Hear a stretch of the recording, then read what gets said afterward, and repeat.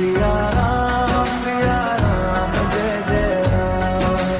राम सिया राम जय जय राम। राम सिया राम जय जय राम। तेरे नाम घूमता ना तेरे नाम आदि का तेरे नाम आदि का तेरे नाम आदि का घूमता ना तेरे नाम आदि का घूमता ना तेरे नाम आदि का घूमता ना तेरे नाम आदि का होता तेरे नाम। हरि अनंत हरि कथा अनंता कहहि सुनहि बहु विधि सब संता। राम रतन धन जो कोई पाए जीवन भर रामायण गाए। प्रेम कोई हमें और न जाने राम से रूठे राम से माने। राम सिया की करुण कहानी एक है चंदन एक है पानी। राम सिया राम जय जय राम। राम सिया राम जय जय राम। राम सिया राम जय जय राम। राम सिया राम जय जय राम। तेरे नाम घूमता ना तेरे नाम आदि का तेरे नाम आदि का तेरे नाम आदि का घूमता ना तेरे नाम आदि का घूमता ना तेरे नाम आदि का घूमता ना तेरे नाम आदि का होता तेरे नाम। हरि अनंत हरि कथा अनंता कहहि सुनहि बहु विधि सब संता। राम रतन धन जो कोई पाए जीवन भर रामायण गाए। प्रेम कोई हमें और न जाने राम से रूठे राम से माने। राम सिया की करुण कहानी एक है चंदन एक है पानी। राम सिया राम जय जय राम। राम सिया राम जय जय राम। राम सिया राम जय जय राम। राम सिया राम जय जय राम। तेरे नाम घूमता ना तेरे नाम आदि का तेरे नाम आदि का तेरे नाम आदि का घूमता ना तेरे नाम आदि का घूमता ना तेरे नाम आदि का घूमता ना तेरे नाम आदि का होता तेरे नाम। हरि अनंत हरि कथा अनंता कहहि सुनहि बहु विधि सब संता। राम रतन धन जो कोई पाए जीवन भर रामायण गाए। प्रेम कोई हमें और न जाने राम से रूठे राम से माने। राम सिया की करुण कहानी एक है चंदन एक है पानी। राम सिया राम जय जय राम। राम सिया राम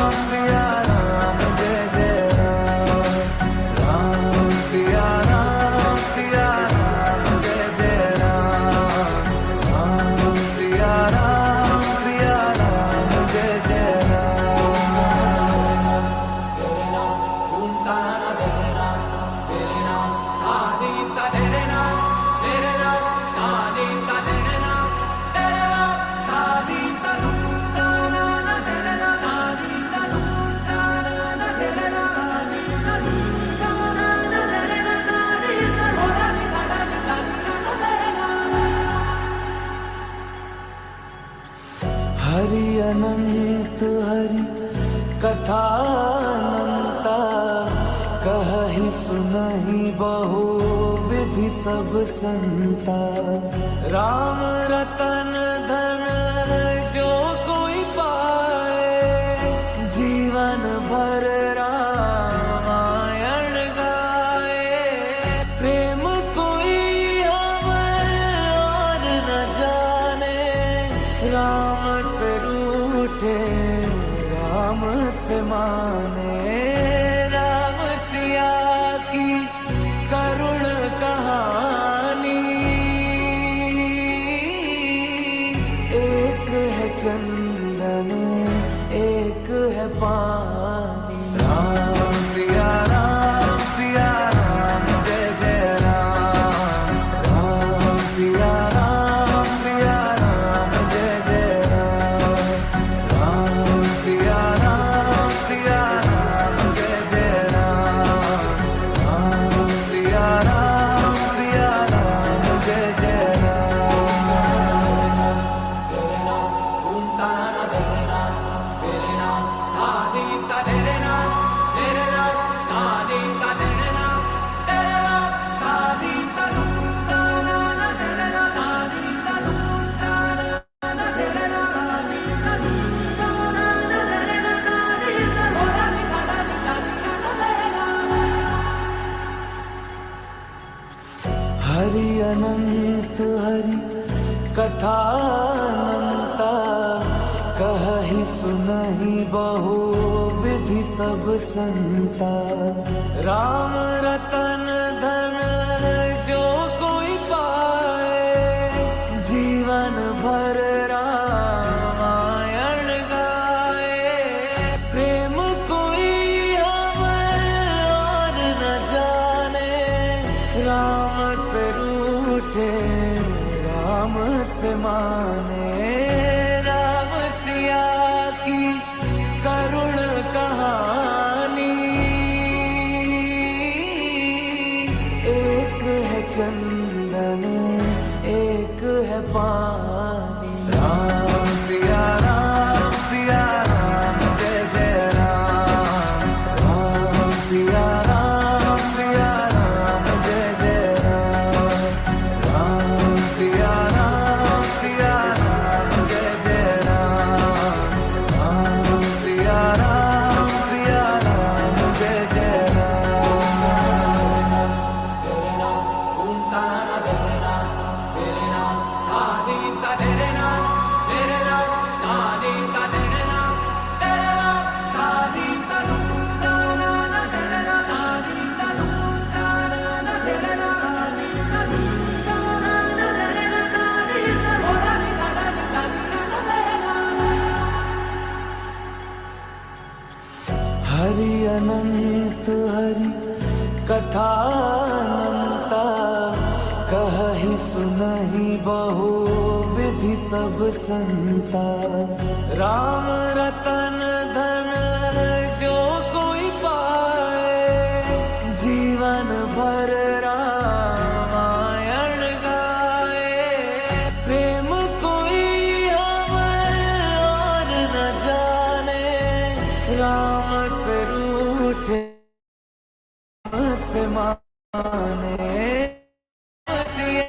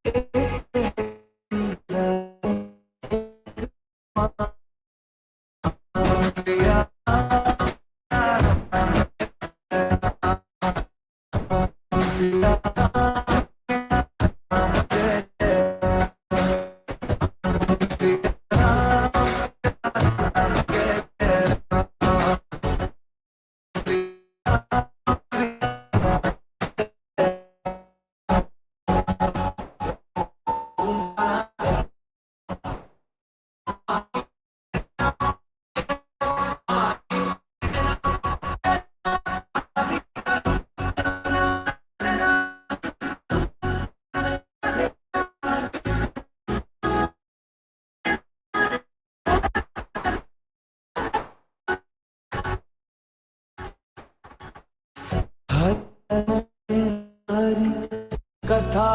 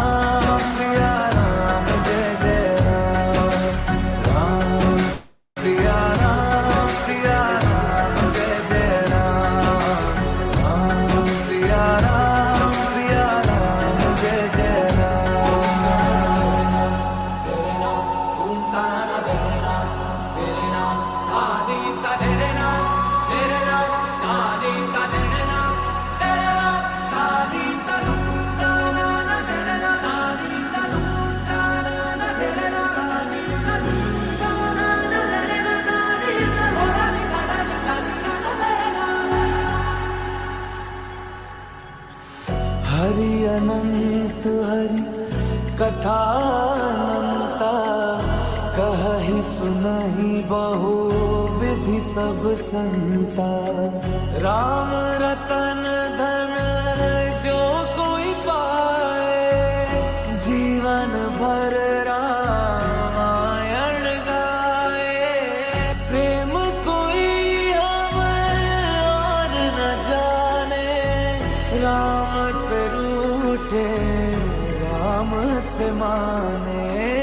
राम सिया की करुण कहानी,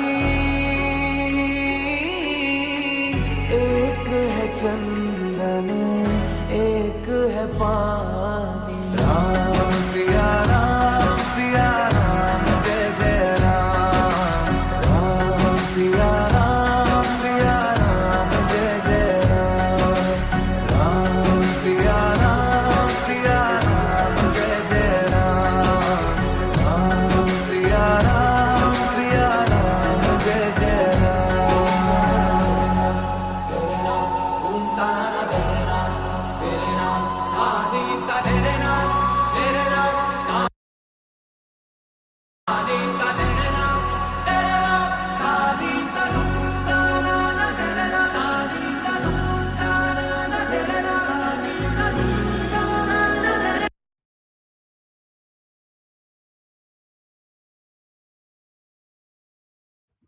hello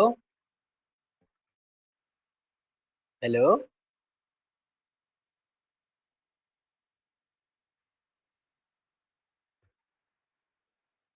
hello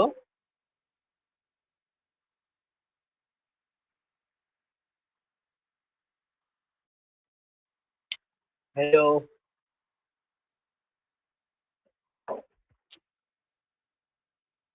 Yeah, I'm also going to join.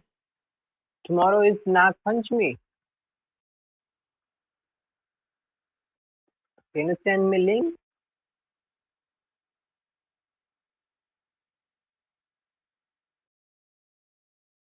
Yeah,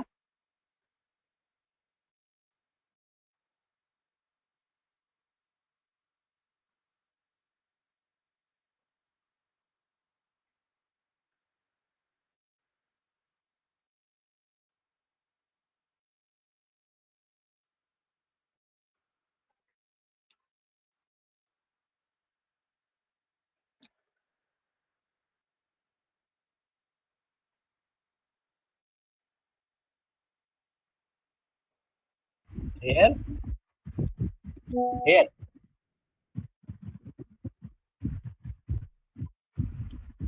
You send, you send in WhatsApp.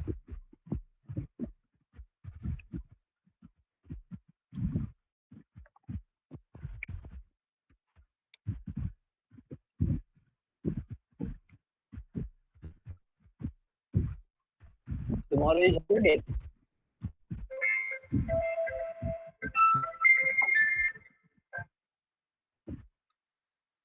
Hello हाँ पार्थ।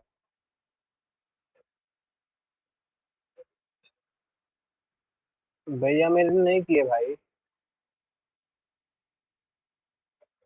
फोन फोन नहीं उठा रहे हैं वही, इसलिए तो परेशान हूँ मैं अभी। Phone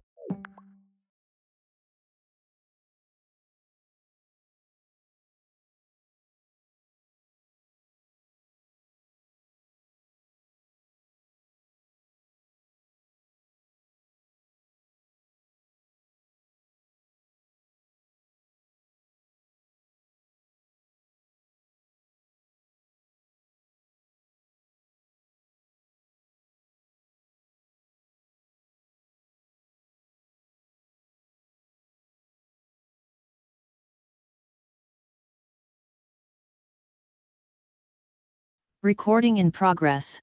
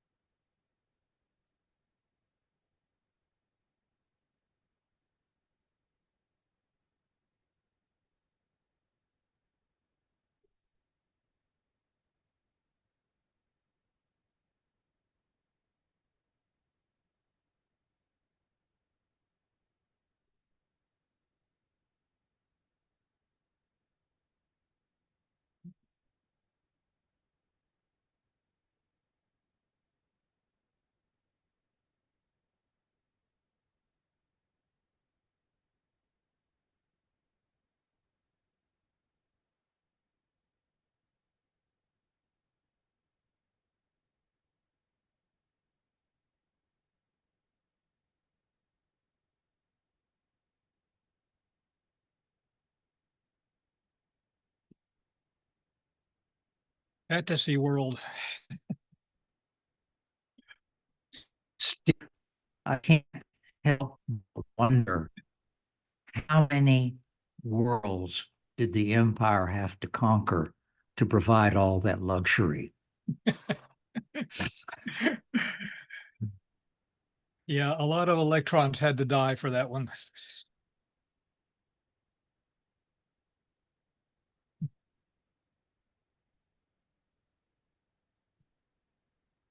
I can also picture the inhabitants of that city if we were to show up there saying, "Oh, a human."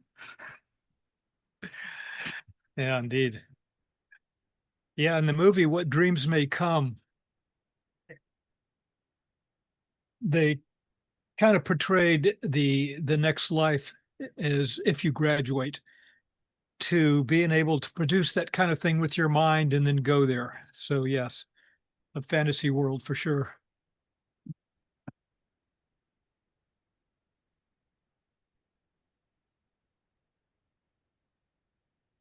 Let's see who else we have here. We have Maria coming in.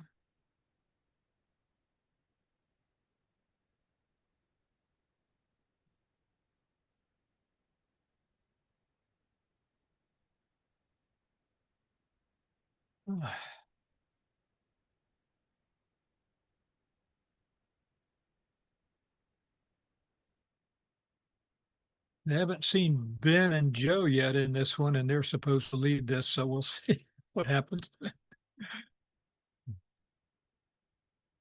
I thought I saw an email from Ben saying he could not make it. Okay. Wow.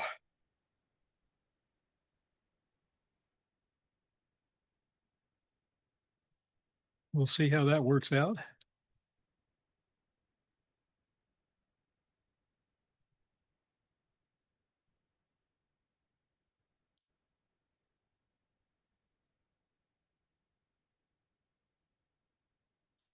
So, Mike, have you done much reading about artificial intelligence?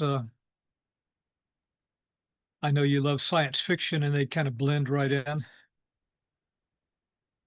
Well, I have done only very casual reading, mostly of articles which have appeared here and there Yeah. on the internet.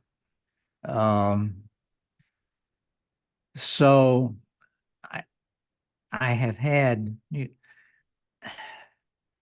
I tend to think we ought to consider AIs, particularly when they come equipped to carry on conversations with us, as being sort of an example of something like an extraterrestrial intelligence, that they have minds which in some sense are really very different from ours. Actually, I think they're doing that now. If I'm not mistaken, I've seen some examples of conversations between humans and AI. In fact, actually, I've seen that maybe even up to a year or two ago. So I think we're already there now. The conversations about any possible subject may be a little bit different.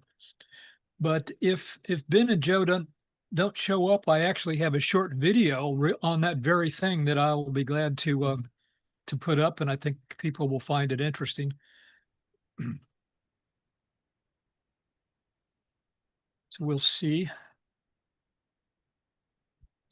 I remember decades and decades ago when I was a youngster, and I would read science fiction stories about the robots rising up and gaining dominion over the human race, that it struck me as there was a horrible flaw in the logic, because it was pretty clear to me that robots, or AIs, as we would call them now, would only do the things that they were programmed to do. They would have only desires that were built into them, programmed into them.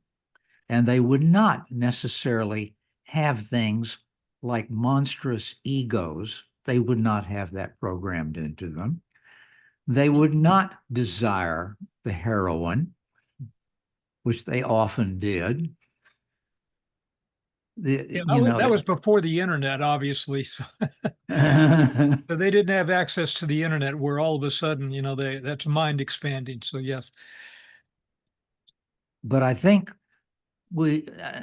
I think most people are, when they engage in conversations with AIs, are going to just automatically assume, much as they do if they're talking to their friends or their pets, that there is a mind there that has the same sort of instincts and feelings that they do. And I think this will be very much a misjudgment. But so far as I can tell, we work very hard, or at least businesses work very hard to construct AIs that act as though they are indeed like people internally when they're not. That's right. Stephen, join in. I see your hand. Go ahead and join in a conversation. Yes, I've got a friend of mine. He's about 2 years older than me, but and he was very negative about AI, and then he was offered a deal. I guess it's Gemini, I think is what it is. Yeah, Yeah. and and he was enticed now into paying. I don't know. I think he said $220 a month, something like that. So it's must be pretty powerful AI. But he speaks to me of how it sort of leads his life. It tracks his walking and exercise and his diet, and he even discusses French literature. He said,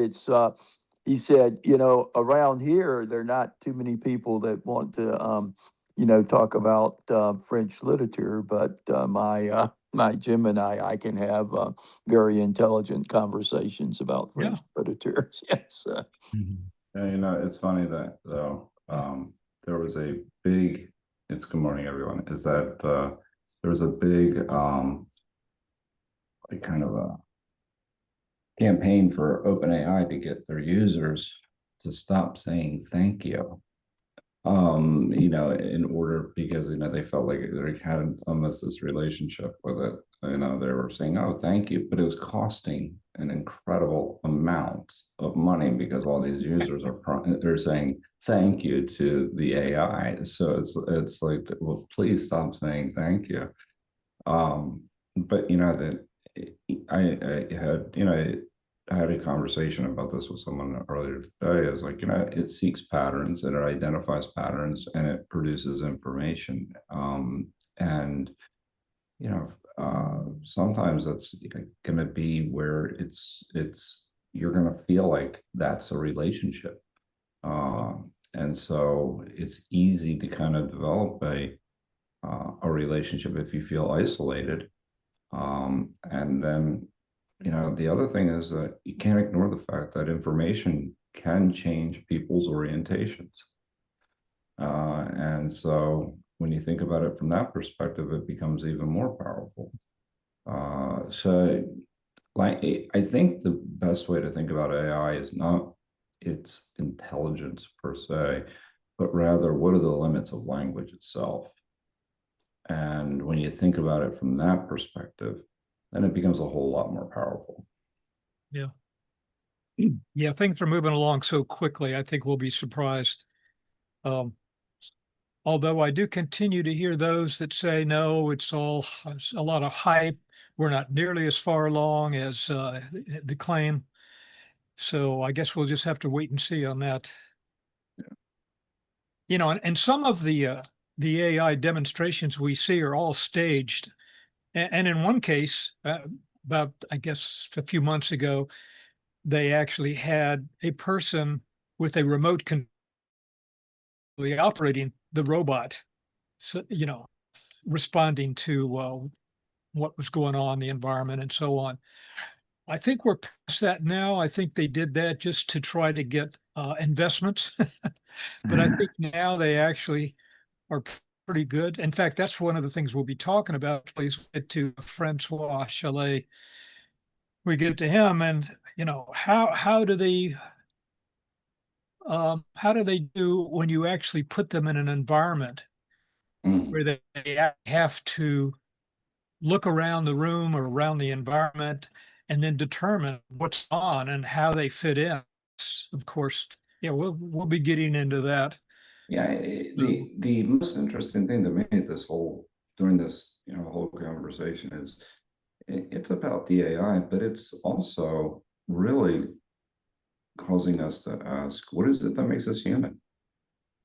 Yep. And I think that is a profound question that people, maybe not as many people, had been as aware of or concerned about, prior to this AI boom. Is that what is it that separates us from other species, and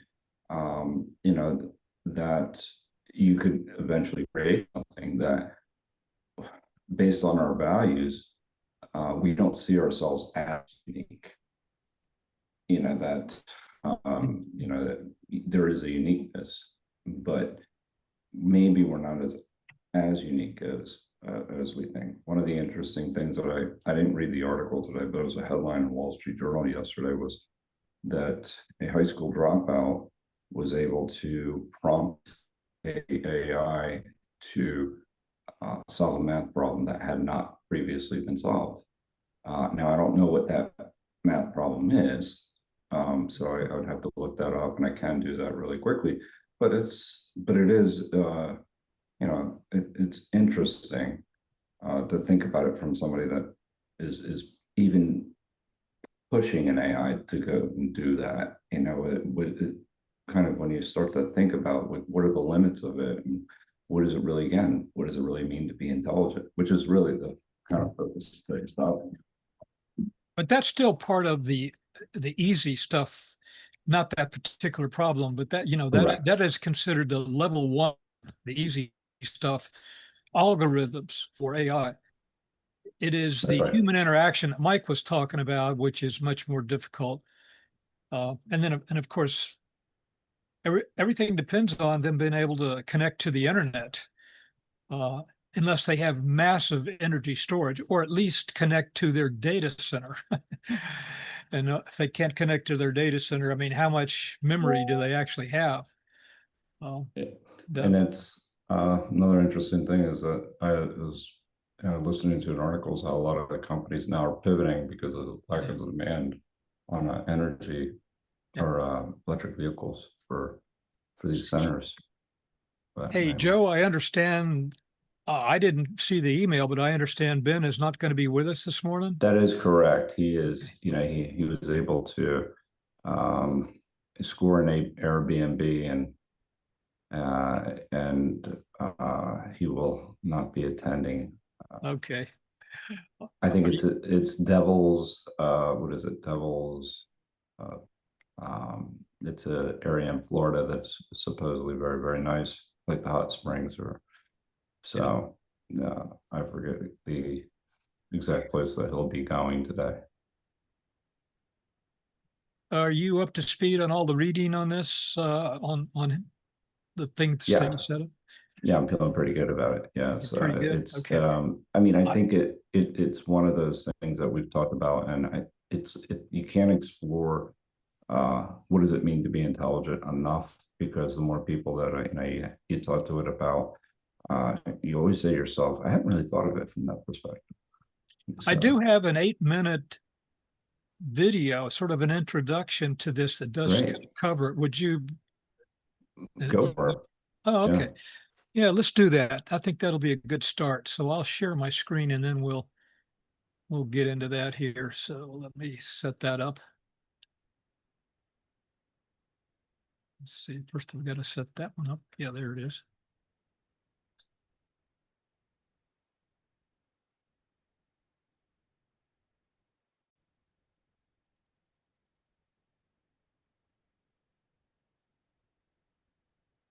Sure.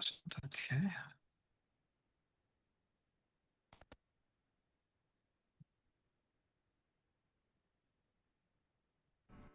With the advent of smartphones, computers, virtual reality, and now AI applications like ChatGPT and Midjourney, we're all finally starting to learn that science fiction has really just been science prediction all along. And nothing is more at the center of that than the advancement of artificial intelligence. So I thought we could look at the levels of AI, starting from basic code all the way up to its potential and perhaps frightening future. Level 1. Clippy. At the lowest level of artificial intelligence, we have Clippy. This little guy is a rules-based system, or what we're familiar with as basic computer script. Scripts are essentially commands that say, if this happens, do that. If that happens, do this. If you're not familiar with Clippy, good for you, because don't let his cute little magic carpet fool you, he's actually deranged. If Clippy were a person, he'd walk up to you unannounced and say, you look like you're trying to be pretty. You'd be prettier if you smiled more. Then regardless of your response, his next line in the script was always, you're welcome, would you like more tips? This level of artificial intelligence is of course not scary at all, it in fact makes you stupider for having interacted with it. Level 2.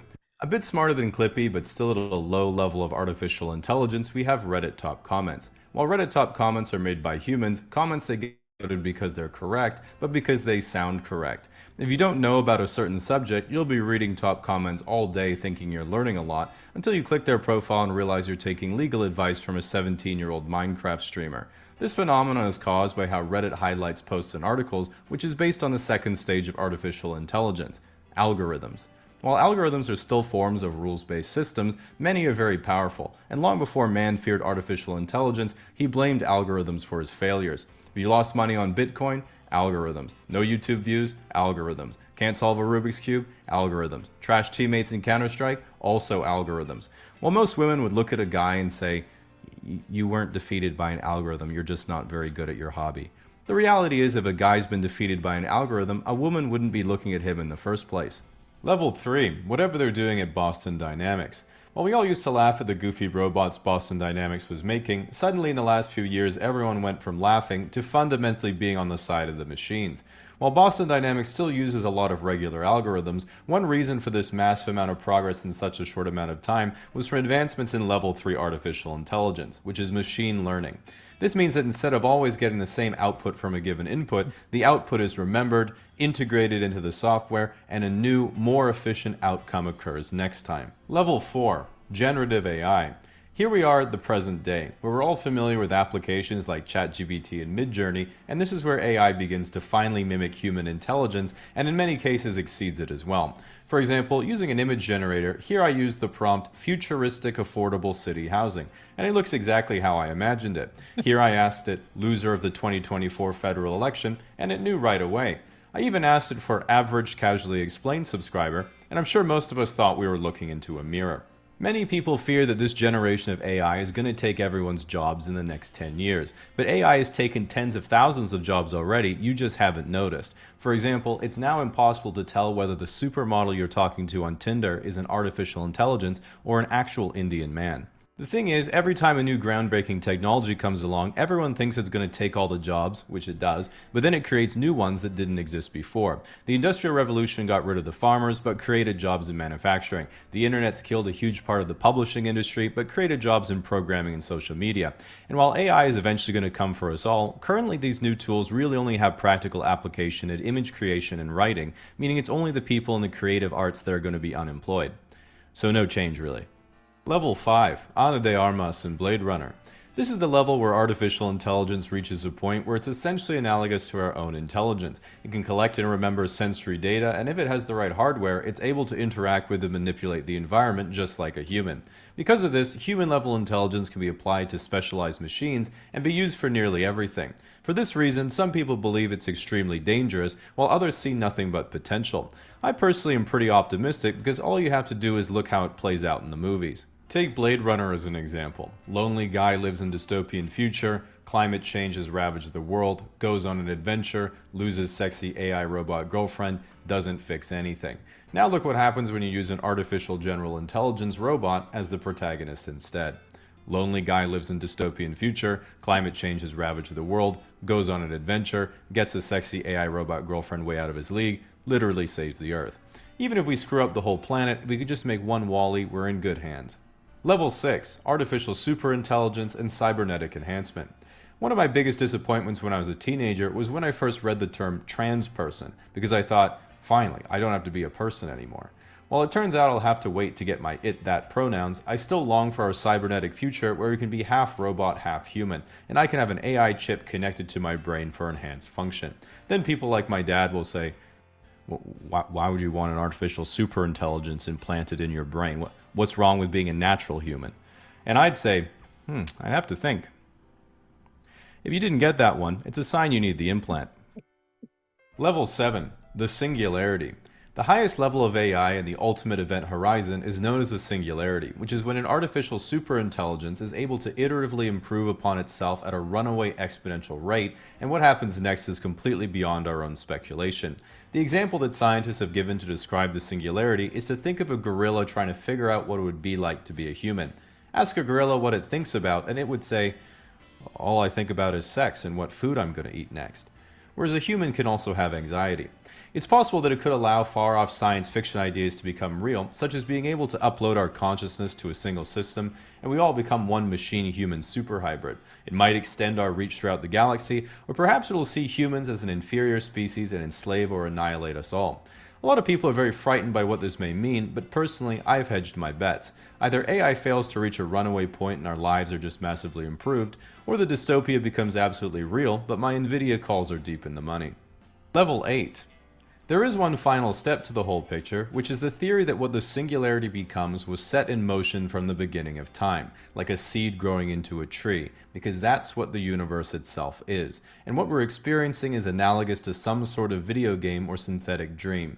And at its core, the whole universe is a single superstructure or intelligence acting itself out, and our little lives are a piece of that.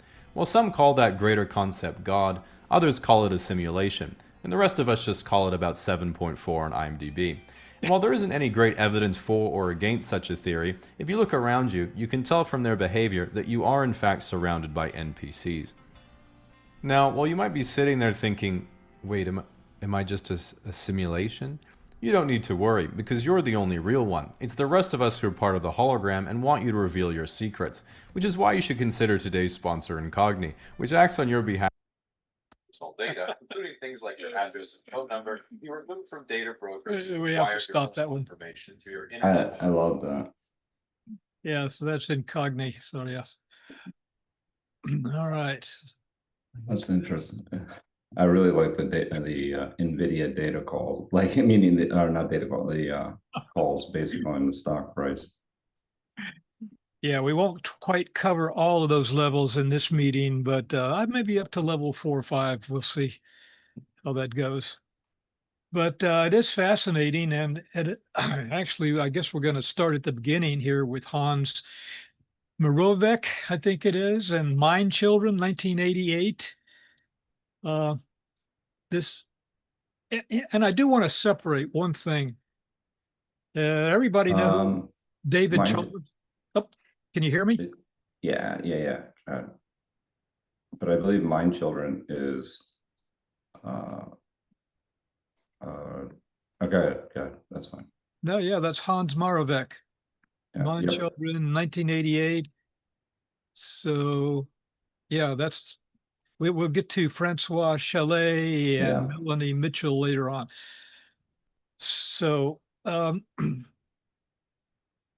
yeah, he talks about the easy thing, the algorithms that computers are able to do. But I do want to separate that from the well-known philosopher David Chalmers, who separates AI. He calls it the easy problem, or actually consciousness is what he's talking about.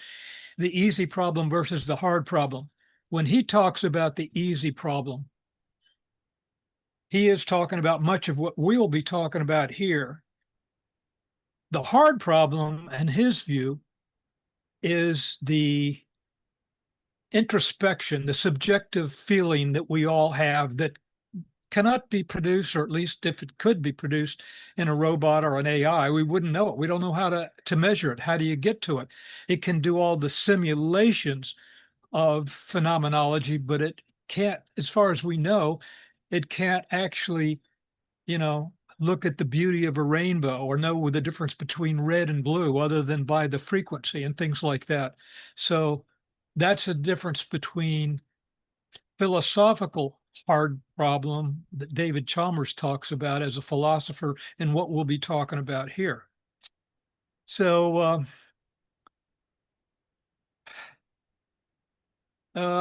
Joe, did you write this up or did Ben write up the I introduction? got this. Yeah, I put this. I posted it. I posted it. Yeah, okay. So you did a nice job with that too. You said intelligence is not one quantity, and then smarter than every human does not mean anything definite. This week, the group looks for replacement. All three thinkers are working researchers rather than commentators. Yeah, that's right. And so we'll just start with Hans Moravec and his book, The Mind Children, and other things about him. I'll say a few more words about him actually that I found. Austrian-born Canadian computer scientist and an adjunct faculty member at the Robotics Institute at Carnegie Mellon University in Pittsburgh. And he's age 77, 3 years younger than me and still working. Gosh, maybe I should go back to work. He's known for his work on robotics, artificial intelligence, and his writings on the impact of technologies. So what else can we say about good old Hans as far as his contribution to artificial intelligence? Well, he's famous for, coming up with this idea of a paradox. And the paradox being that, humans, have evolved over, over millions of years, and essentially how, there are things that AI can solve, things like even calculus problems. And I was mentioning this a little bit earlier, how an AI had solved a problem that had, previously not been solved with just a high school dropout. But it can win at chess, and it can do things in specific domains very well. And so, but there is this other aspect of it, more of the, as you were saying, on this experience and this sensorial type of experience, but they're actually incorporating new models with that. I should say that is the next step in AI, but that has struggled in these particular areas. So that while these certain games are, they're a few centuries old, that the computer's able to, even the IQ test itself is able to, score very high, or, perform at a high level.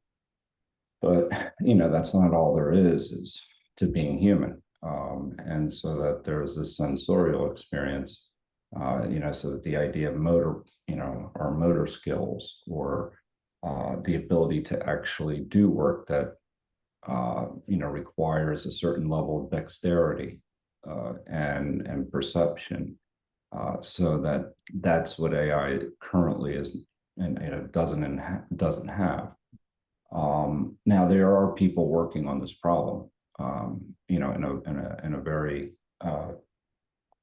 a very real way. And Demis Hazzabis, who is somebody that I think is very much worth listening to. He's at Google. He just stepped down. He was the head of Google DeepMind. Has talked about this as specifically of the dexterity and issues that even with robotics, that it is a lot more complex than people may be predicting. So the idea that robots are going to step in and do everything and have this sensorial experience, it's a challenge anyway. But that's the paradox. The paradox is essentially you have something that is seemingly intelligent in certain domains, but not necessarily generally speaking intelligent. Well, a little bit more about Hans. And as you're saying, when AI was in its infancy, it was simply a computer, rating feedback, text messages, and so on. But he wanted, of course, to build them into robotics. And so he helped the early controlled mobile robots with obstacle avoidance capabilities during his Correct. studies at Stanford University. He served as a faculty member and director of Robotics Institute of the Carnegie Mellon University for several decades, actually. He invented a probabilistic 3D occupancy grids to help autonomous robots map and navigate real-world environments. We've all seen those probably on a screen, these matrix-looking things, or I guess you should say graphical-looking things where robots kind of create a graph of their environment and then try to determine what that means. And it helps them navigate without bumping into anything or tripping over. So he's the author of several futuristic and transhumanist books. Mind Children was one of the early books in 1988. And another was Robot Mere Machine to Transcendent Mind. That was in 1999, so that still goes back a ways. And you've already defined Moravec's paradox, which of course is the easy things that AI can do versus the much more difficult things. Even the low level, like sensory motor skills, they still require quite a bit of computational power. And he predicted that artificial intelligence would match human intellect around 2040. Mhm. Do you think it'll take that long? It's really hard to say that, due to recursion, where a lot of people feel, and we talked a little bit about this before, in the video talked about this, where it becomes self-improving. Yeah. And that can increase exponentially. And so that is, and that's somebody, Eric Schmidt is another person that's talked about that. So where it can self-improve and obviously that would change everything.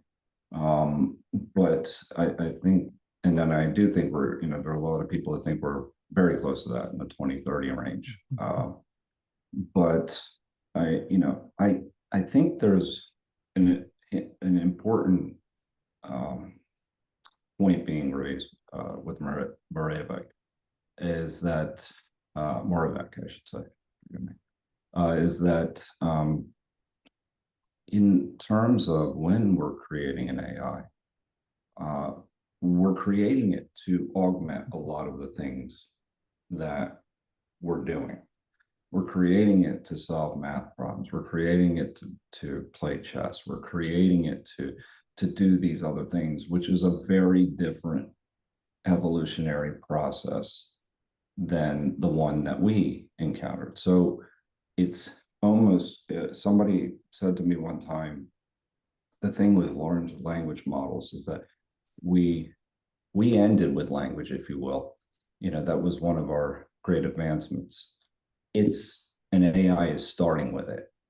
And what it is I'm just saying that this is a very different, if you want to even look at it from an evolutionary process, which a lot of people are taking that perspective, it's a very different process. And so, sometimes these comparisons, we sometimes say, well, I can't do this or can't do that. And it's like, well, we weren't necessarily designing it in the way to be the next step in evolution. Now we're approaching it from that way. They're incorporating different types of optical character recognition, OCR, or whatever it may be, and these other types of sensorial tools in order to kind of create something that's much more advanced, or and even with robotics, so that it has, as I mentioned a little bit earlier, a certain level of dexterity, or it can walk across a room, and it can have, sense exactly, what, a dynamic environment. But we didn't start with we just started with using it to basically solve analytical problems, or problems that are very specific to a domain. And I'll just say this, because I think the book is very relevant to this discussion, is that there was a book, Range, that was written a few years back, about 5-6 years back.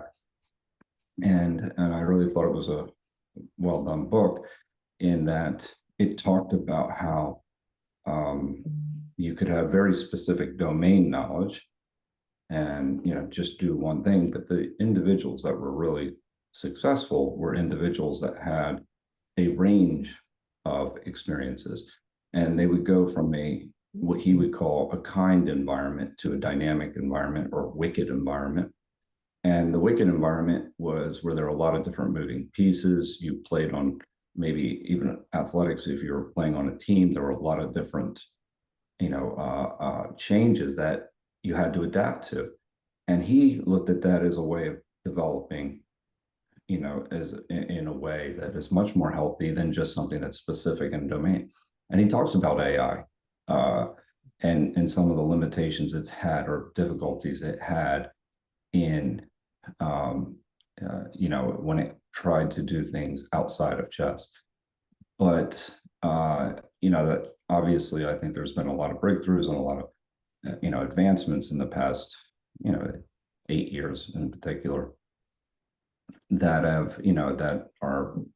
have people having the discussion as to, what are the timetables, and what are the possibilities, and again, ultimately, I think, what are the risks?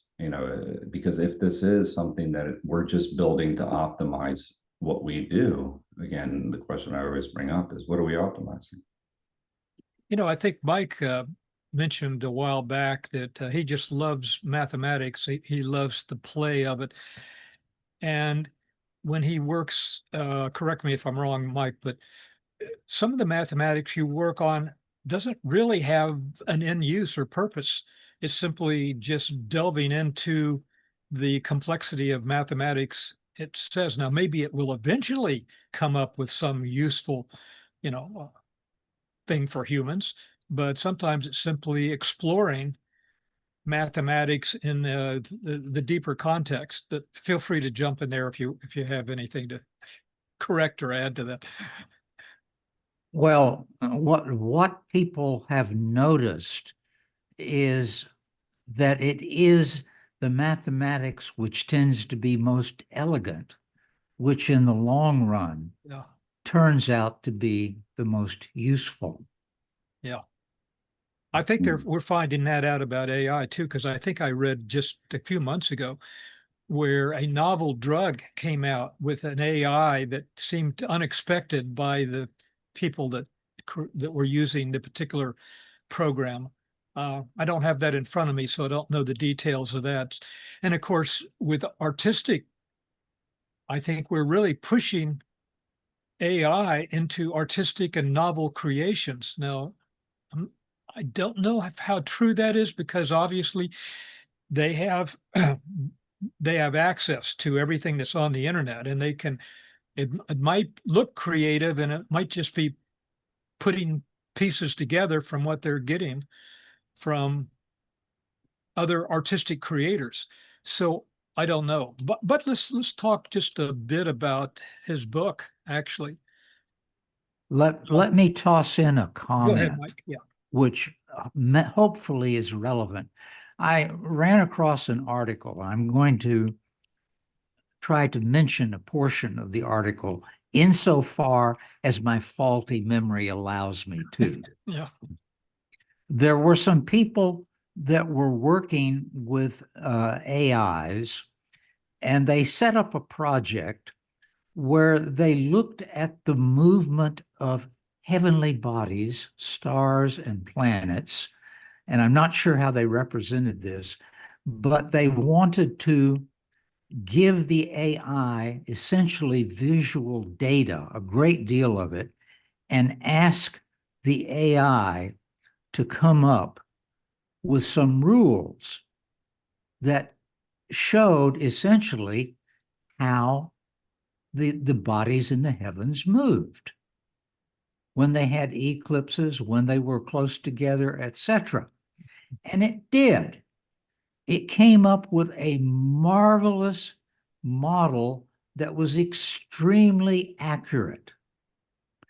However, it involved a tremendous number of just ad hoc rules.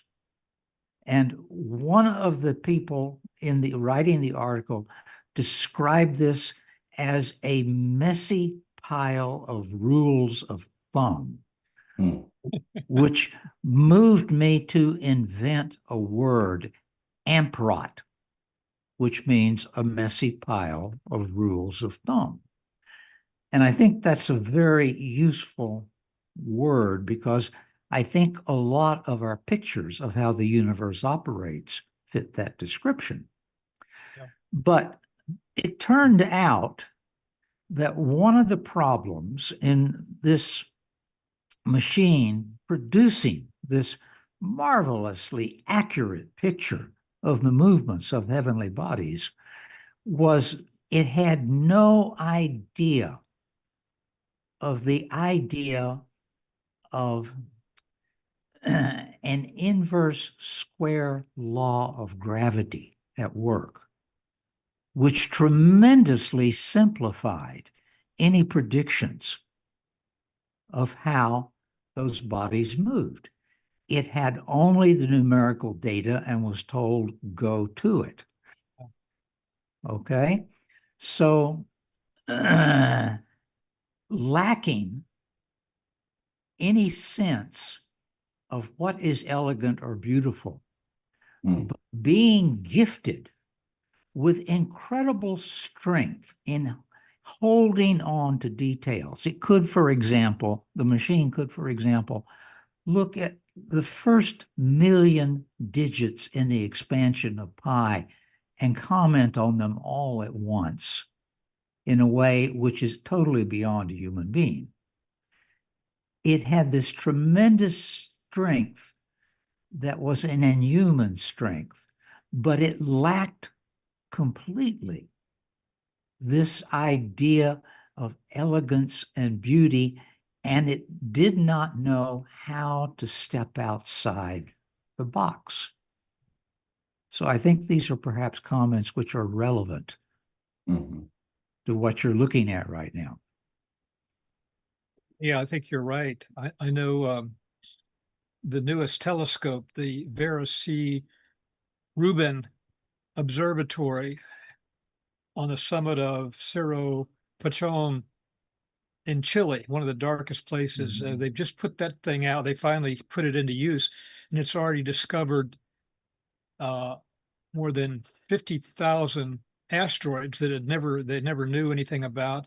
And they also discovered, from what I understand, that the formation of some of the galaxies were not actually, the motions didn't seem to operate the way that they thought they were. Now that will have to be checked later on, but you're right.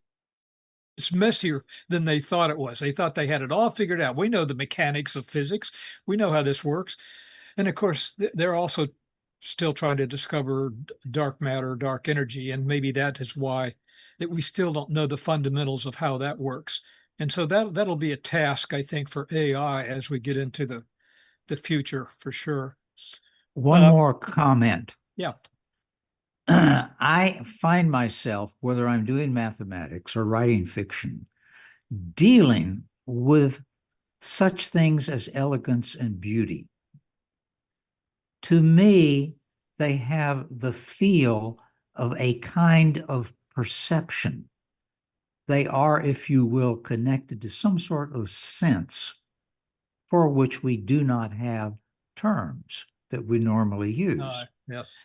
And they are very helpful to me in doing the mathematics. The mathematics, when I get to the end of it, all the conclusions have to be constructed with the precise rigor that an AI ought to be able to produce. But there is something else which is very important that goes on when I do either mathematics or fiction. Thank you. Yeah, that's a really important point, and I think that that's also points that All right. uh, Moravec is actually bringing to our attention is essentially to what degree are we aware of our own capabilities? And when you think about it in terms of, what is it that allows us to, I mean, do some of the basic things like walk, to recognize someone's face. We think we have an idea, biologically what that entails. But even if you put all those things together, what does it really mean as an inner kind of as a system? We don't necessarily, we have blind spots ourselves. And that essentially, we're creating something that where we don't fully understand what the human experience is. And so without knowing that, then what is it that you're really kind of creating? It's something that even if you, and we'll get to this with Mitchell, is that, if we don't understand our own intelligence, how can we specify what, the requirements for what we're building? And I think that that's an important question to be able to answer, so that anyway, just thinking about that in terms of, I thought that what Mike said is that, sometimes we don't have words to capture what it is exactly that we're, experiencing, but it allows, we're still able to do, to perform certain tasks. And, we can start to even say this relates to some of the other things we've discussed here as far as tacit knowing and other types of knowledge. Well, back to Moravec before we move on to our next one.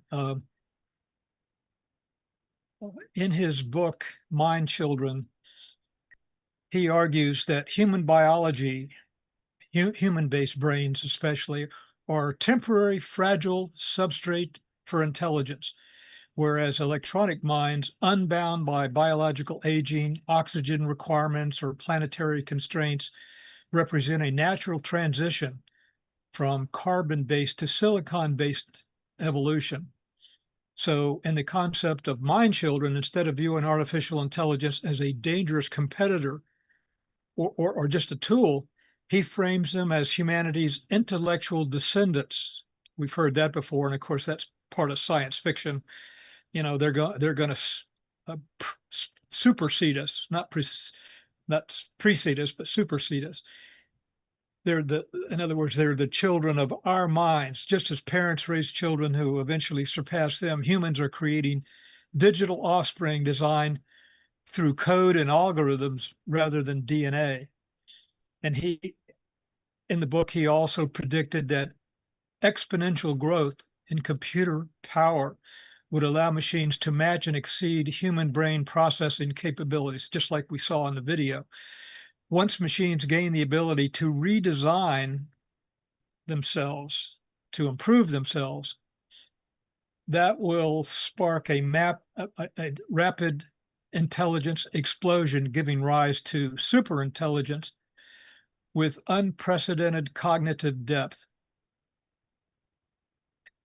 And he also said a central theme is the preservation of, well, yeah, he was worried, as I am, and hopefully many of you are.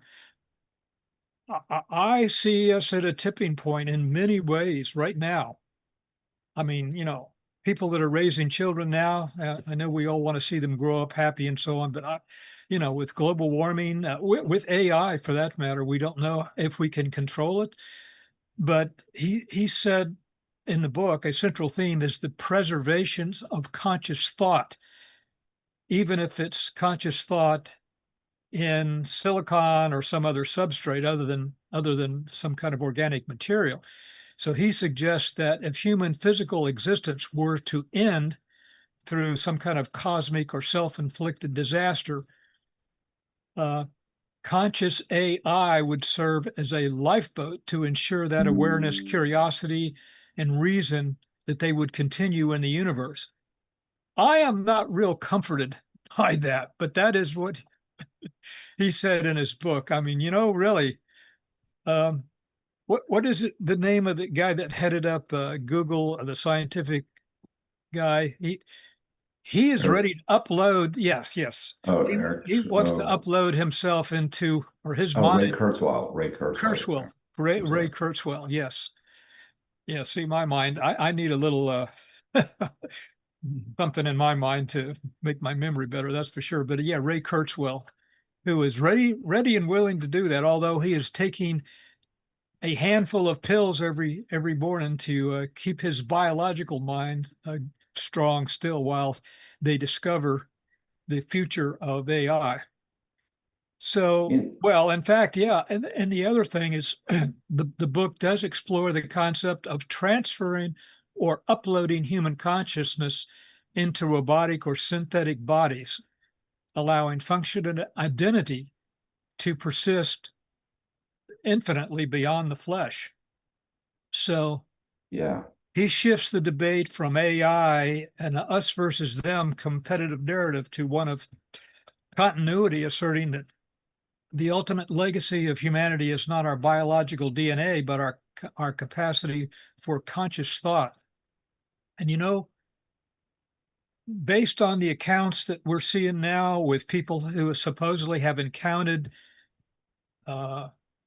non-human intelligence, which is being investigated by the government now. I don't know if you all know about that. I'm fascinated by that, but it does seem to me that that is exactly what's happened here. It is some type of intelligence that has lost its human nature, its value, its humanity, its moral content. Those things I'm fascinated about. Maybe I'll give a talk on that one time, but at any rate. So there we go. Yeah. So much for Hans Moravec. He was a great man. I think he's still working at age 77, from what I understand. You ready to move on to Francois Chalet? He's a French software engineer and artificial intelligence researcher, best known for creating Keras, Keras, a widely used deep learning library, which was released in 2015. He is also recognized for developing the abstraction and reasoning corpus, ARC. I think you know about that, Joe. I think you mentioned. That's correct. Yeah. Yeah. So that's like a benchmark to measure artificial general intelligence, AGI, and also for writing the influential textbook called named Deep Learning with a Python. And that's not with snakes. That's with Python, which is a coding language, which I never learned. I learned a little of basic and but actually a little bit of the deeper language too. But still, yeah, Python is a coding language, and he contributed a lot to that. So, Joe, do you know what Keras is? Keras? What that was? I think I just mentioned it, but well, let me just talk a little bit about first, I think is really important, is the abstract reasoning corpus, because I think that's one of the main things that we need to really break down, because I think that's one of his Chalet's major contributions, is when we're talking about it in terms of because I think it gets to the key, one of the more important points about intelligence is, what can an AI figure out the first time it sees something genuinely new. Yeah. And the reason I think that that is such an important metric to think about is that it is, to me, intelligence is something where you're adaptable. You're able to see something and take concepts from a previous experience and then apply it to something that you had not seen and come up with some type of solution. There's, obviously some type of reasoning capability that comes along with that. And there are other tools, that things like memory that are actually very important in those instances, or essentially it's not just remembering something, but it's remembering something, then applying it to the next, to something you hadn't seen prior to. So, that basically, this is where he's, questioning the idea of something like memorization itself, is not necessarily something that you would consider to be intelligence. It's more or less the taking in of information, and so that you're basically applying it to another domain. And so that this is a representative of what it means for general intelligence. So it's not just passing an exam or things along those lines. It's basically being able to infer something that based off of what you knew and in something and in a completely new domain. So I think that that's really the most important part when we're talking about Chalet. Well, yeah, actually, turning the page back just a little bit.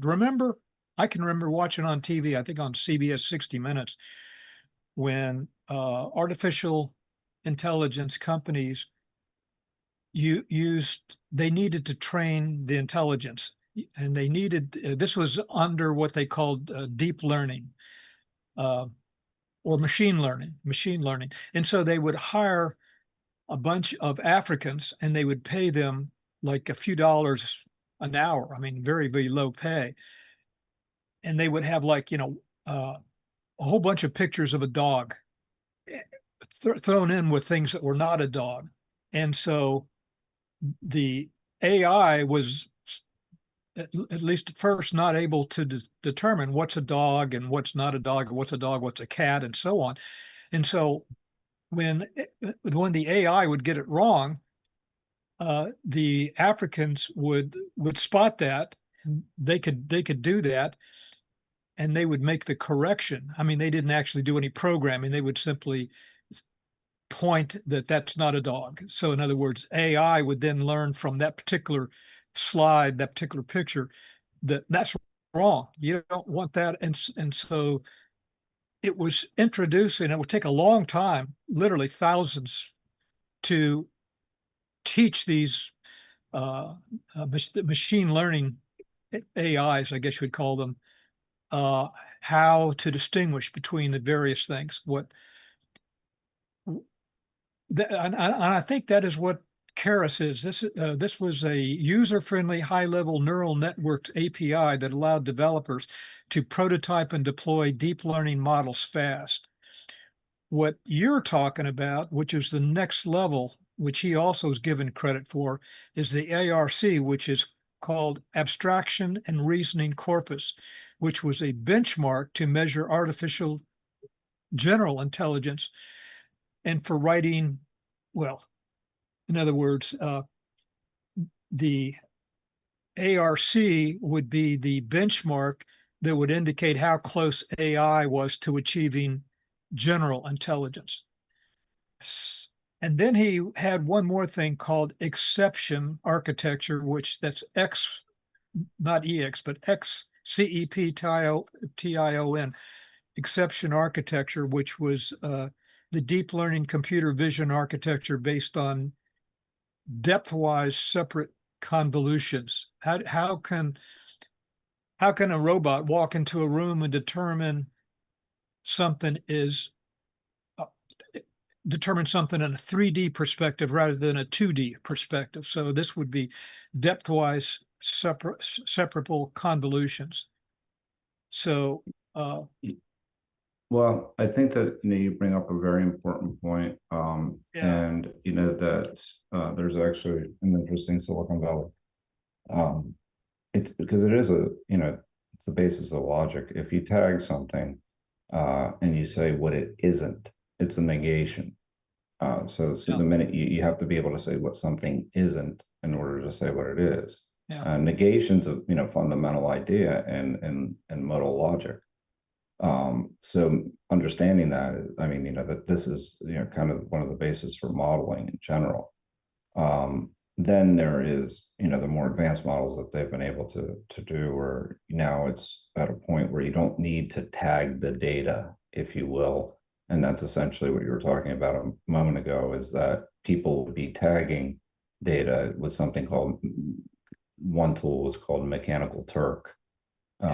And they would go through, and as you were mentioning, that you're paid very little to tag what images are, and in order for a machine to be able to understand, if you will. Yeah, it still took a human to be able to make that determination, even if they were not particularly intelligent. They're for school. I mean, it could still determine the difference between a cat and a dog. So yeah.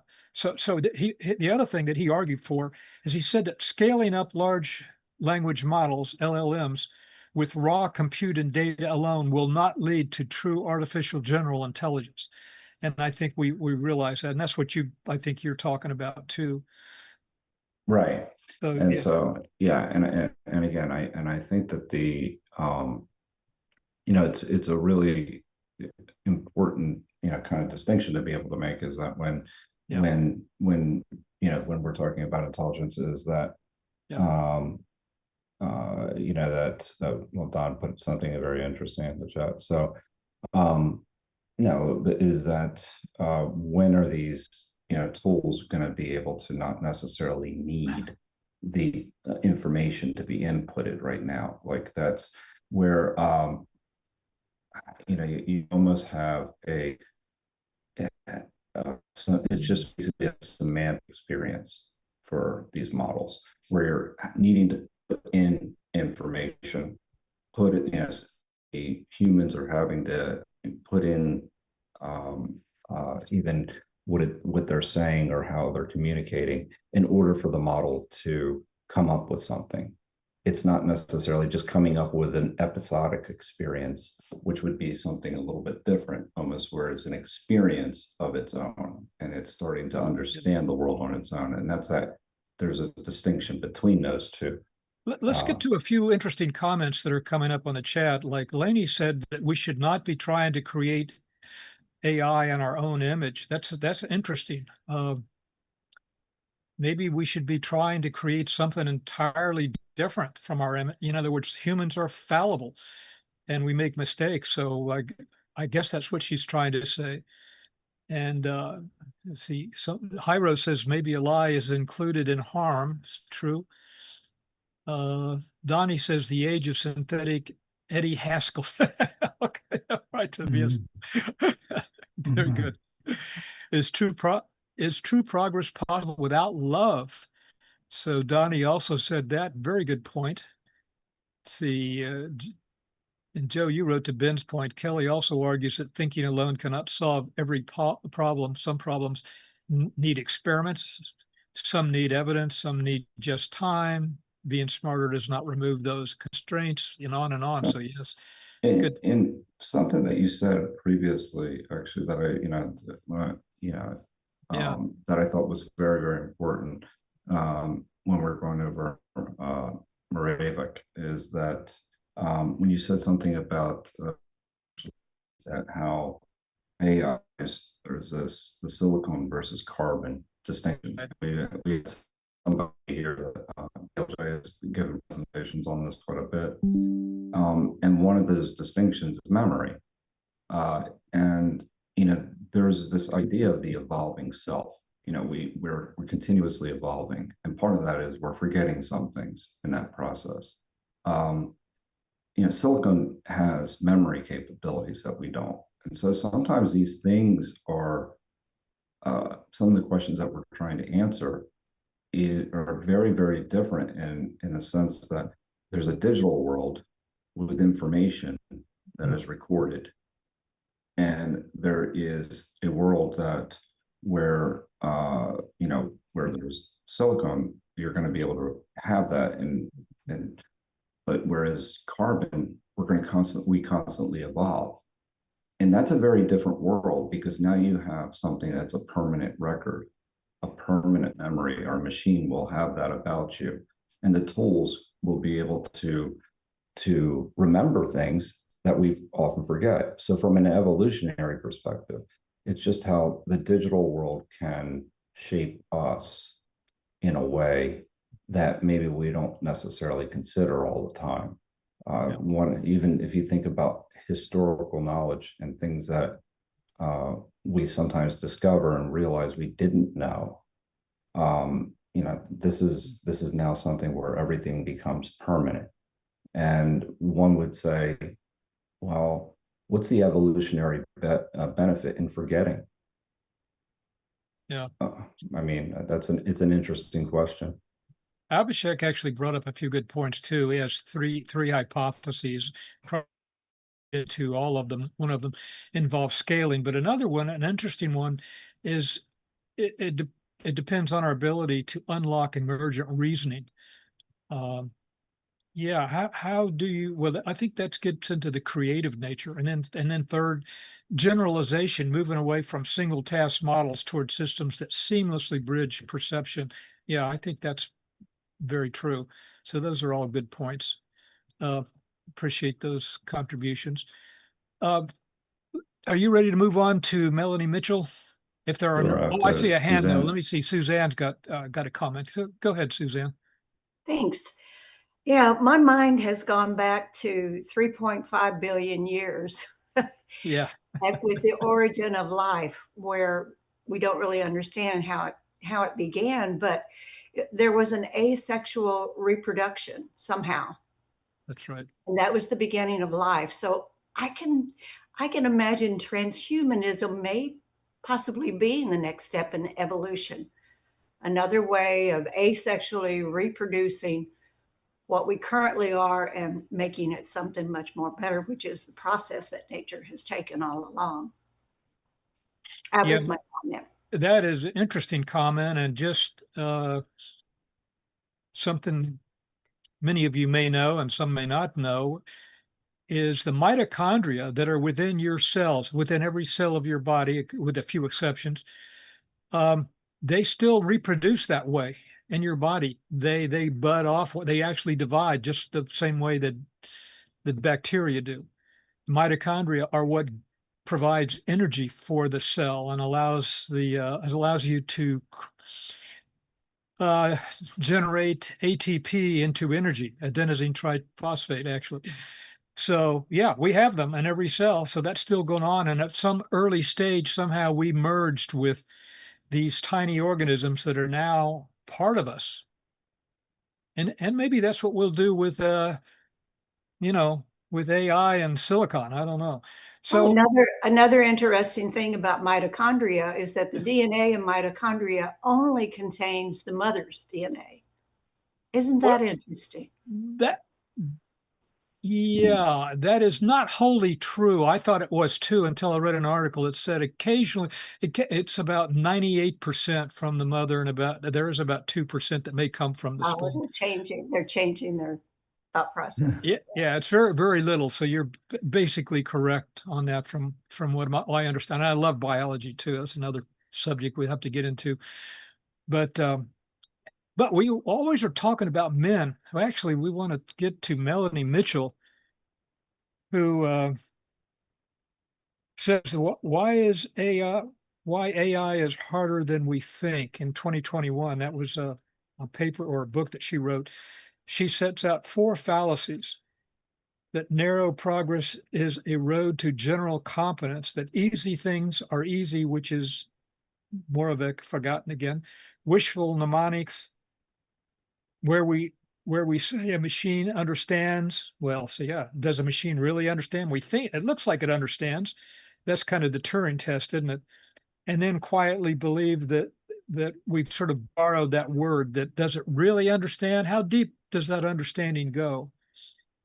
And that intelligence is computation in a brain rather than something in a body, which is another thing I think Joe has talked about and Ben has talked about in the past, is how can AI be truly intelligence without having a body? I mean, we have peptides, we have all kinds of chemicals in our body that alert us to things that are dangerous, that things are beneficial. AI, the only thing that AI has on those is some kind of program stimulation. So, Melanie Mitchell is a professor at Santa Fe Institute. Her research focuses on conceptual abstraction, analog making, and visual recognition in AI systems. She's the author of 6 books and numerous scholarly papers in the fields of AI, including cognitive science and complex systems. Her book, Complexity, A Guided Tour, won the 2010 Phi Beta Kappa Science Book Award and was named by Amazon as one of the best science books of 2009. Her latest book is Artificial Intelligence, A Guide for Thinking Humans. She originated the Santa Fe Institute's Complexity Explorer platform, which offers online courses and other educational resources related to the field of complex systems. So she's contributed quite a bit. Her core thing may be hopeful, maybe troubling. She says humans routinely overestimate machine intelligence, which is where we started. Machines and computers are great at narrow pattern matching, but they lack real-world common sense and the capability for true meaning. So hype versus reality, how machines learn, the barrier of meaning, which Joe has talked about many times, and so has Ben. How do AIs actually, how can you program meaning into a machine?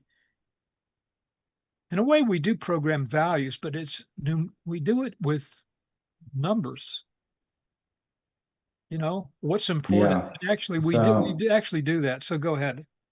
yeah, I mean, so actually an interesting question that Donnie had sent to me is how unexperienced data like history can lead to true knowledge. Is unexpected data like history true knowledge? So that was his question. But I mean, I'm just kind of thinking about that in terms of even this idea that that Mitchell's one of her major points is that the idea that it isn't necessarily data that is the problem. It's that we're basically using the tool to make predictions that we're trying to understand. So that basically this idea is that it's almost this loop and that we have, and essentially that there's we're inputting something and we're trying to understand something that where we don't necessarily understand ourselves fully, and by essentially underestimating human intelligence, that this is where we are overestimating what the timelines are for what it's going to be able to do. And I think that this is an important point. I think sometimes we get caught up in looking at it through the lens of what humans can do and what we can do. And we forget what we're actually creating in the interim. And what we're creating in the interim can be very, very dangerous. It's maybe not going to have the same capabilities of what we can do, but it is going to have certain types of abilities to augment some of the behaviors that are obviously less desirable as far as, that, what, when it comes to things like conflict. And so what I'm saying is that more than anything else is that we're talking about all these things that AI is going to be able to do. We don't fully understand ourselves. And by the way, the thing that we're creating is very fragmented in nature. And so that since it is fragmented, that could be problematic. But I mean, I think her point is, more importantly, from her contribution, is that is the limitations of how we understand what the human experience is, so that how are we creating something that is actually superior in our ability to predict the timelines for that. Yep. I did see Abhishek's hand there for a minute. Also see, well, I guess he's put it down. So Mike has his hand up. Go ahead, Mike. Okay.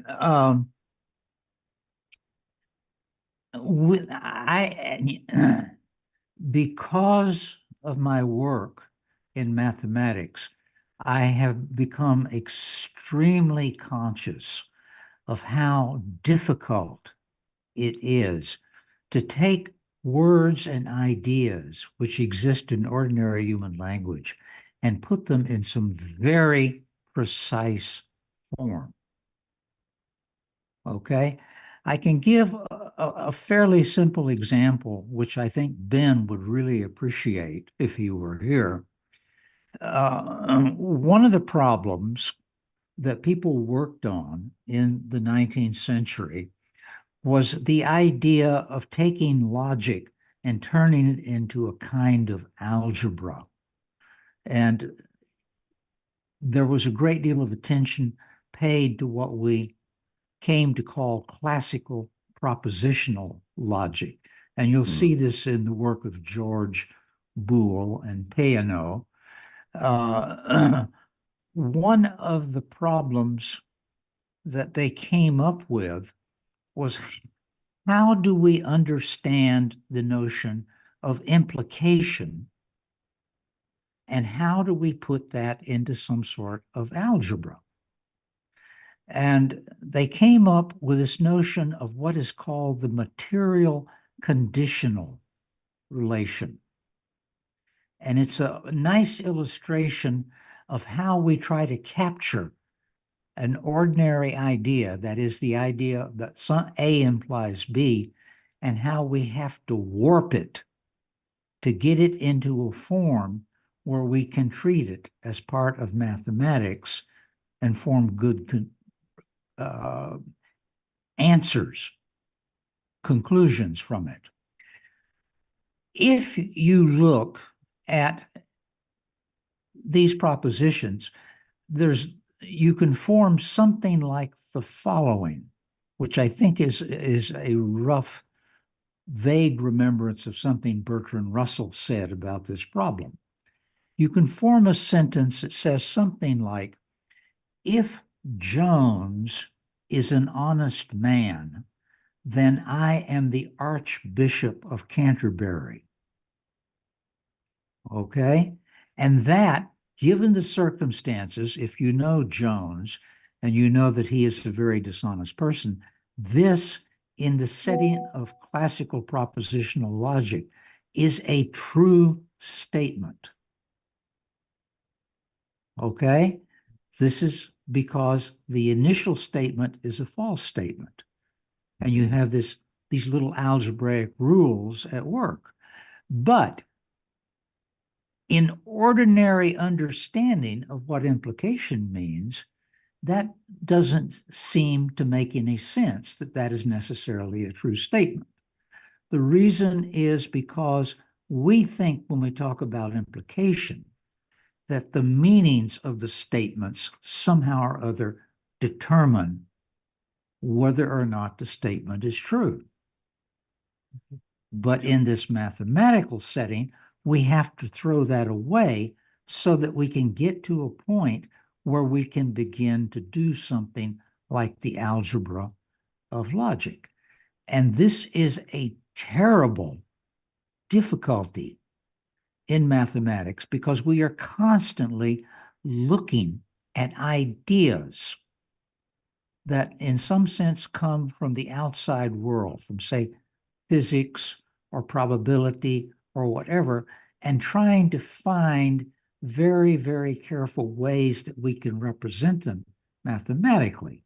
As a matter of fact, there is a great deal of interest right now in the problem of what is called auto-formalization, which in effect means working with AIs, which have LLMs, large language models, and using them to transfer human terms, which we use all the time rather sloppily, and turn them into extremely careful definitions, which we can then use in a mathematical setting. So, thank you. Thank you, Mike. Boy, you have hit on a big one. One of the things about computer programming I noticed is especially when I was writing code in BASIC, it was more what real professionals would say spaghetti code. When you're actually writing correctly, you define all your terms up front very narrowly. You define all your variables up front so you know exactly what they're supposed to be doing. And then you proceed. That's one thing that we don't do in normal conversation, particularly in philosophy. And often in, well, this is one of the trouble interpreting the Constitution.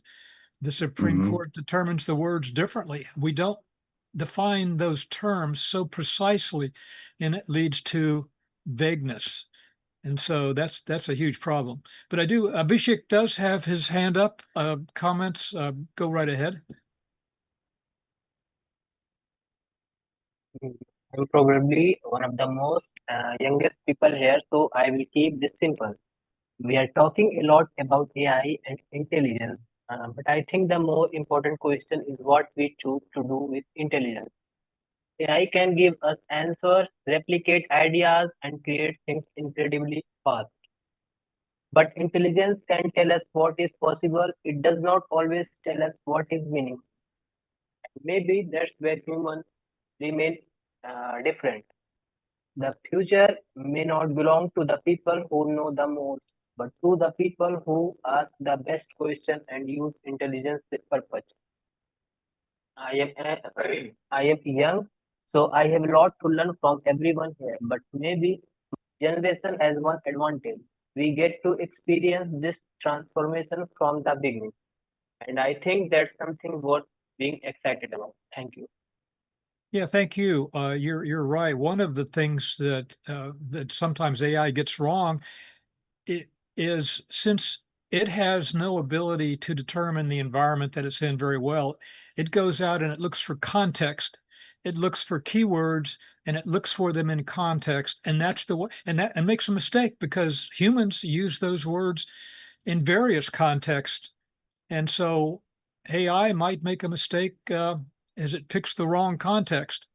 You know, And I think that, yeah, I think that that's really an important and it's a big interesting problem. point. It's a very important problem. I did want to finally, before we get around here, we leave Melanie here. She said there were 4 fallacies that maybe we should pay attention to when we're talking about and dealing with AI.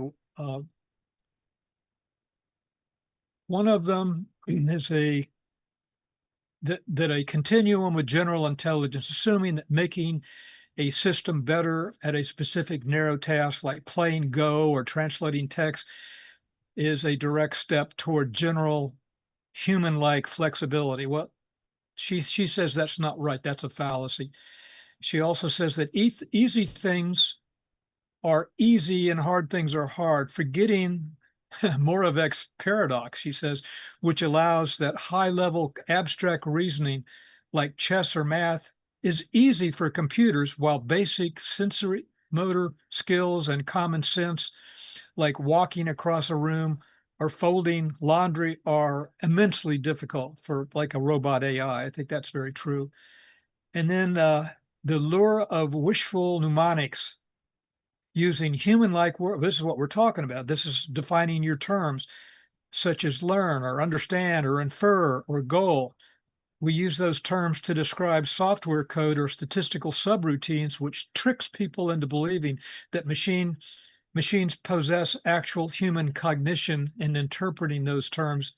They do not, typically, without further definition. And then finally, she said it's a fallacy that intelligence is all in the brain. Now, this might be a debatable thing.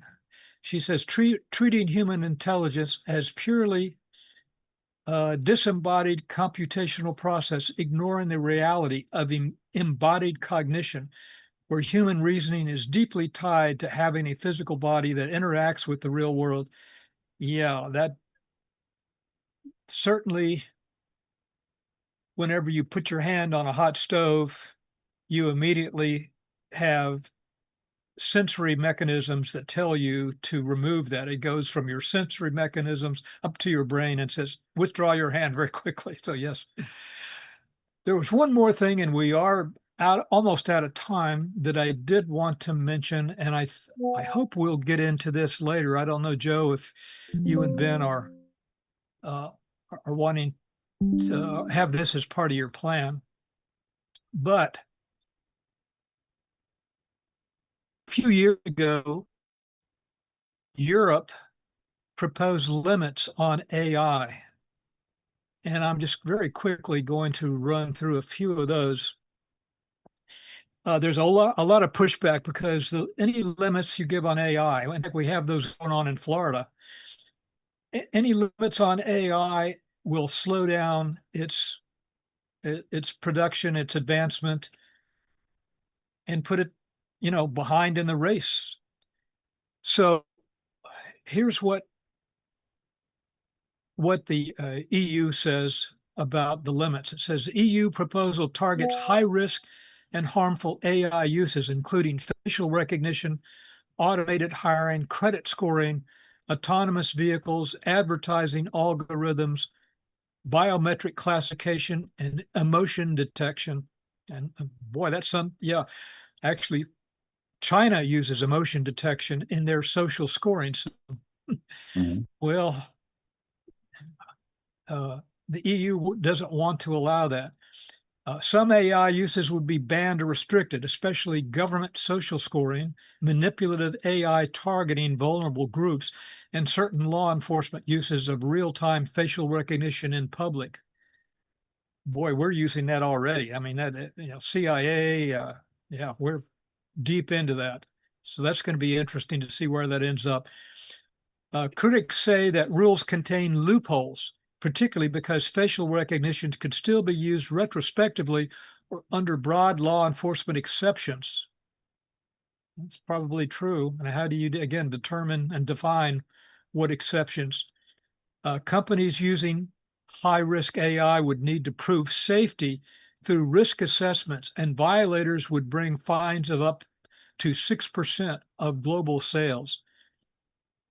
I think the Congress is considering those options right now. The rules could shape global AI norms, much like EU's GDPR influenced privacy regulation outside of Europe. And then digital rights advocates see the proposal as important, but not bold enough, arguing that it should do more to protect fundamental rights.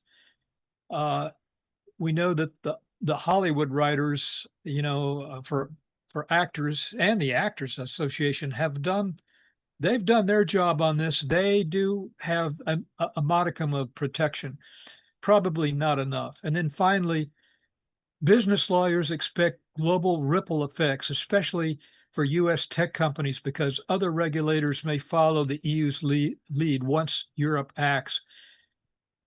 This is an article. Actually, I can paste this article. Let me see. Yeah, hold on. I can do that.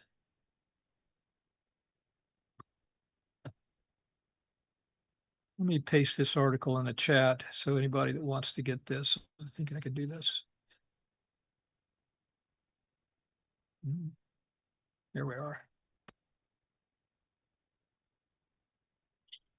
I'm sure there are newer ones But so yeah, it's titled Europe's Proposal Limits on AI. And I had a summary from Copilot that actually gave me that information. So Joe, do you have any idea what's for next week? Yes, I do, but I'll tell you what, I think what I was going to come up with is something a little bit different based off some of Mike's comments. And kind of getting into and I'm trying to think it through now, and I must admit this is selfish on my part, but I do think the group would actually benefit from discussing is the contextual nature of knowledge and the preciseness of terms. And I know we're talking about language, but you also, Mike also brought up some important points about modal logic that I think that needs to be explored in a little bit more of a deep fashion. So I'll put those ideas out to you. And I would, I mean, I must admit that I'm exploring that in a really deep way. It sounds to me like that's on target. I think that is one of the problems with AI is actually exactly that. So that should be a good one. So and I'm focused on something for that specifically, and so we are out of time. But I'm sorry, Abhishek, we're not going to. I have not heard Hyro. So Hyro, you have 1 minute. I know you have a lot, but you got to get your hand up earlier. So go ahead, and then I've got to turn the lights down.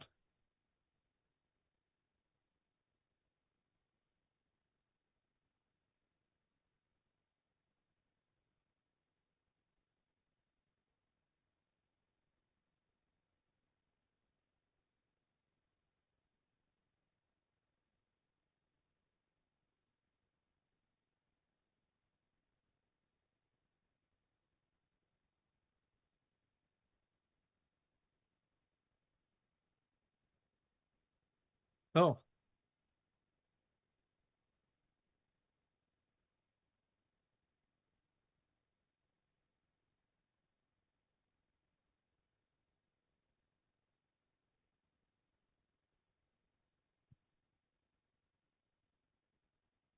Yeah.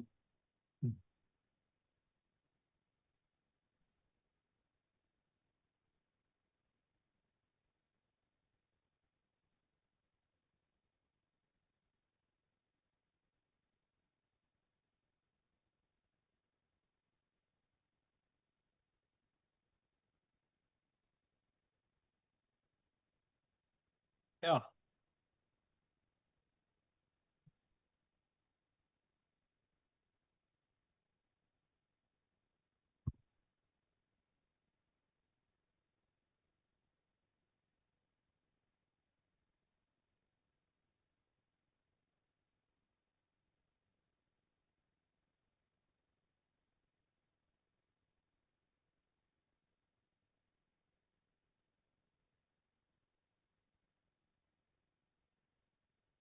Ira, those are good points, and I think we need to discuss those. In other words, you think that the 3 rules should be more generalized into other areas of industry and corporations, and yeah, I agree with you.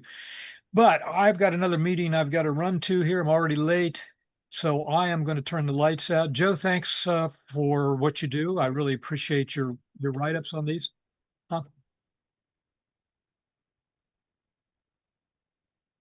Oh, you'll need to do that on your terms. I've got to use mine for another meeting, so sorry about that. But